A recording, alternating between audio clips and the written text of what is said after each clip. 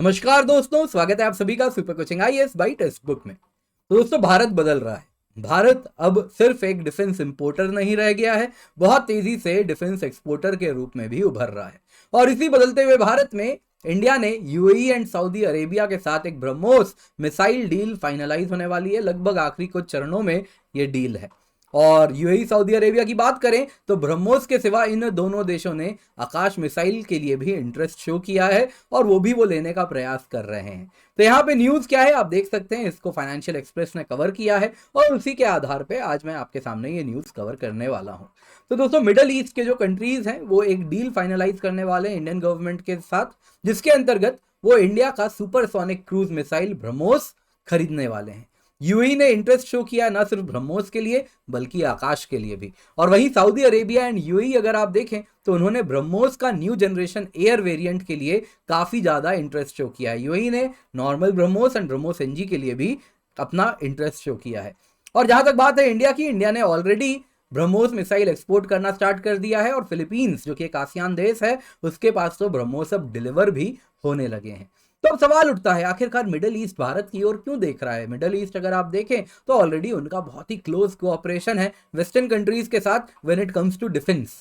तो अब एक अप्रोच में बदलाव आया है और उसके पीछे कारण क्या है कि जो जियोपॉलिटिकल इक्वेशन है वो बदल रहा है। यूएस ने, आपको मालूम होगा, रिसेंटली जो आर्म्स एंड एम्यूनिशन है वो कई देशों को मिडल ईस्ट में बेचने से रोक दिया है। बाइडेन एडमिनिस्ट्रेशन की बात करें तो उन्हीं का डिसीजन है कि सऊदी अरेबिया और यूएई को वो ऑफेंसिव डिफेंस वेपन्स नहीं बेचेंगे। डिफेंसिव वेपन जरूर बेचेंगे और उसके लिए 5 बिलियन का डील भी साइन हुआ है इसी साल में, लेकिन ऑफेंसिव वेपन्स वो नहीं बेचेंगे। और इसके पीछे वो कारण देते हैं कि यमन में वॉर चल रहा है और जिसमें उन दोनों देशों का काफी मेजर रोल है। वहीं आपको मालूम है रशिया यूक्रेन क्राइसिस भी हो रहा है और उस वजह से भी जो जियोपॉलिटिकल इक्वेशन है उसमें काफी बदलाव आया है। आपको मालूम होगा कैसे यूएसए और ओपेक एक दूसरे के सामने आ खड़े हुए। जब बात हो रही थी, यूएसए दबाव डाल रहा था सऊदी पे कि वो ऑयल प्रोडक्शन कट करे, कहीं ना ऑयल प्रोडक्शन कट्स को रोके और उसके लिए कहीं ना कहीं ऑयल को वापस से ज्यादा पंप करे, ऑयल ज्यादा से ज्यादा प्रोड्यूस करे सो दैट ऑयल की कीमत कम हो सके और रशिया के लिए जो रेवेन्यू अर्नर है वो कहीं ना कहीं कम हो सके, जो कि सऊदी अरेबिया ने पूरे ओपेक देशों को करने से रोक दिया। और इस वजह से यूएसए एंड सऊदी कहीं ना कहीं एक दूसरे के आमने सामने खड़े हो गए और बाइडेन एंड प्रिंस मोहम्मद बिन सलमान में भी जो रिश्ते हैं वो भी काफी ऑलरेडी बहुत मीठे तो थे नहीं, मधुर तो थे नहीं, वो और भी ज्यादा खट्टास से भर चुके हैं। तो अब यहां पे आपको कहना चाहूंगा कि सिर्फ मिडल ईस्ट नहीं, ब्रह्मोस एक ऐसा वेपन सिस्टम है जिसके लिए कई देशों ने इंटरेस्ट शो किया है। तो टॉक्स अगर आप देखें ना तो ऑलरेडी एडवांस स्टेजेस में चल रहा है इंडोनेशिया के साथ। उनको ब्रह्मोस सुपरसोनिक क्रूज मिसाइल चाहिए और इसके पीछे कारण है कि इंडोनेशिया ऑलरेडी रशियन प्लेटफॉर्म्स इस्तेमाल करता है, जैसे SU-27 फाइटर जेट्स, जैसे किलो क्लास सबमरीन्स, जिनको ऑलरेडी इंडिया ने रशियन एसेट्स के साथ ब्रह्मोस को इंटीग्रेट काफी आसानी से कर दिया है। तो इंडोनेशिया को उस बात की कहीं ना कहीं चिंता नहीं है कि ब्रह्मोस मिसाइल ले लेंगे और फिर वो कैसे इंटीग्रेट करके परफॉर्म करेगा, तो फिट भी हो जाएगा और अच्छा इंटीग्रेट होके काम भी करेगा। वैसे ही अन्य देश भी हैं इंडोनेशिया के सिवा, मलेशिया है, सिंगापुर है, वियतनाम है, यहाँ तक कि इजिप्ट ने, अफ्रीका की बात करें तो साउथ अफ्रीका, फिर साउथ अमेरिका में ब्राजील, इन सभी देशों ने इंटरेस्ट शो किया है और सबसे ज्यादा इंटरेस्ट शो हो रहा है ब्रह्मोस न्यू जनरेशन वेरिएंट के लिए। और ये सभी कुछ बनने वाला है यूपी डिफेंस कॉरिडोर में। तो यहाँ पे दोस्तों आपको और एक बात बताना चाहूंगा, आपको मालूम होगा जहां तक बात है यूएई के साथ ऑलरेडी इंडिया कहीं ना कहीं प्रयास कर रहा है कि rupee and local rupee based trade हो सके। तो जब ये रुपी बेस्ड ट्रेड होना है तो इसमें कहीं ना कहीं जब हम उनसे ऑयल ले रहे हैं तो वो भी हमसे अगर ब्रह्मोस लेंगे तो ट्रेड में भी जो इक्विलिब्रियम है वो अटेन हो सकेगा और ट्रेड में जो फिस्कल डिफिसिट चल रहा है उसको भी कहीं ना कहीं हम सेटल कर पाएंगे। तो वो भी एक इंपॉर्टेंट रोल होगा आने वाले दिनों में जिसके द्वारा भारत अपने डिफेंस इक्विपमेंट्स को एक्सपोर्ट करेगा इन देशों को और बदले में रुपी बेस्ड ट्रेड को कहीं ना कहीं और तवज्जो भी मिलेगी।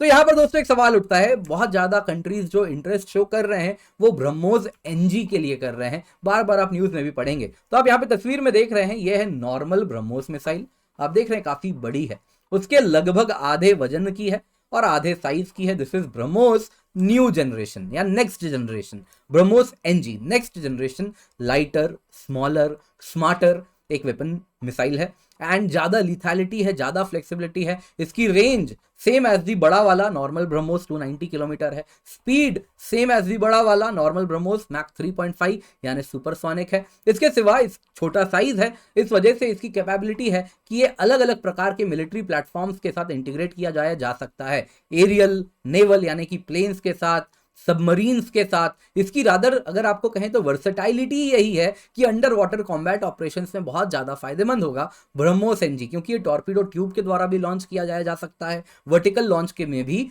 सक्षम होने वाला है। इसके सिवा अगर आप देखें तो इसके पास नेक्स्ट जनरेशन स्टील्थ कैपेबिलिटीज भी है, क्योंकि इसकी साइज काफ़ी छोटी है compare to the normal BrahMos, और अन्य भी इसमें जो इलेक्ट्रॉनिक्स वगैरह इस्तेमाल किया गया है वो इसको फर्दर भी अगर आप देखें तो और भी ज़्यादा स्टील्थ कैपेबिलिटीज प्रोवाइड करता है। पर दोस्तों यहाँ पे एक ही कैच है। कैच क्या है कि ब्रह्मोस नेक्स्ट जनरेशन को 2022 तक रेडी हो जाना चाहिए था, लेकिन ये डिले हो चुका है। 2024 तक हम उम्मीद कर रहे हैं इसका पहला फील्ड ट्रायल होगा। तो यही इसके लिए सबसे बड़े चैलेंजेस हैं। लेकिन ओवरऑल अगर आप देखें तो इंडिया एक मेजर डिफेंस एक्सपोर्टर की तरह उभर रहा है और इसमें ब्रह्मोस मिसाइल सिस्टम्स का बहुत बड़ा रोल होने वाला है। दोस्तों आज की क्लास पसंद आई होगी तो लाइक जरूर कीजिएगा। आप इस टेलीग्राम चैनल पर जरूर जुड़ जाएं, जहां से आपको पीडीएफ मिल जाएगी। साथ ही साथ आप मुझसे सुबह 9:15 बजे और 3:30 बजे हमारे मास्टर क्लास में, हमारे प्लेटफॉर्म में जरूर जुड़े। वहां पर जाके टेक्स्ट बुक का ऐप डाउनलोड करें और मेरे क्लासेस जो हो रही हैं, एमसीक्यूज कवर कर रहे हैं, उसमें जरूर उसका फायदा उठाएं। बाकी यूपीएससी सीएससी के लिए अगर आप प्रिपेयर कर रहे हैं तो टेक्स्ट बुक सुपर कोचिंग आपके लिए वन स्टॉप सोल्यूशन है, क्योंकि एक सिंगल सब्सक्रिप्शन से आपको जीएस कोर्स मिलता है, ऑप्शनल कोर्स मिलता है, सब्जेक्ट कोर्स मिलता है, सीसैट मिलता है, और इतना ही नहीं, आपको कहना चाहूंगा आपको जो कूपन यूज करेंगे वो किंजल है, KINJAL, जिससे एक साल की सब्सक्रिप्शन की कीमत 29,999 हो जाती है, जिसमें सुपर टीचर्स के भी कोर्सेज आपको मिलेंगे। तो आप निश्चिंत होकर KINJAL किंजल कूपन कोड का इस्तेमाल करें फॉर मैक्सिमम डिस्काउंट।